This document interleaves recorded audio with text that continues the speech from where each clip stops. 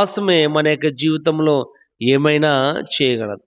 విశ్వాసమే మన యొక్క జీవితంలో అనేకమైన కార్యాలని చేయగలదు. కాబట్టి ఫెయిత్ మూవ్స్ మౌంటైన్. విశ్వాసమే కొండలను కదిలించగలదు.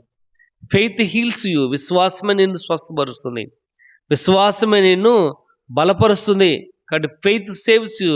విశ్వాసమే నిన్ను రక్షిస్తుంది. విశ్వాసము నిన్ను ఆ యొక్క శోధనలోంచి అధిగమిస్తుంది. కాబట్టి విశ్వాసమే నీ యొక్క జీవితమునకు కార్యాలని కలిగించేదిగా ఉంది. విశ్వాసమే నిన్ను ఆద్యాంతము మార్చేదిగా, దేవునికి దగ్గరగా చేయగలదే విశ్వాసం. కాబట్టి అటువంటి యొక్క విశ్వాసాన్ని మనం కనబరుచుకోవాలి.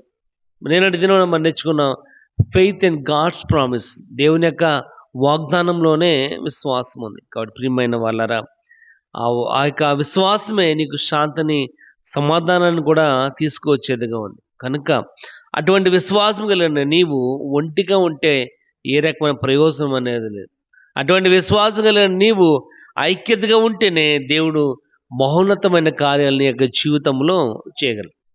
కాబట్టి ఇక్కడ వాక్యభాగం రాయబడుచున్న అపోస్తల కార్యాలు మనం చదివినట్లయితే విశ్వాసం ఎంత ఇంపాక్ట్ తీసుకుని వచ్చిందో, విశ్వాసం ఎంతగా ఆ యొక్క మనుషుల యొక్క జీవితాలను మార్చిందో. ఎందుకంటే వారు చేస్తున్న ప్రతి ఒక్క పరిచర్య, అపోస్తలులు చేస్తున్న ప్రతి ఒక్క పరిచర్య వెనకాల విశ్వాసమే వారిని నడిపించి అనేకమైన చోట్ల అనేకమైన విధాలుగా ఎంతగా దేవుని యొక్క వాక్యానికి వ్యతిరేకత ఉన్నప్పటికీ వారు నిలబడగల శక్తిని ఇవ్వడం గల కారణం ఏంటంటే విశ్వాసం.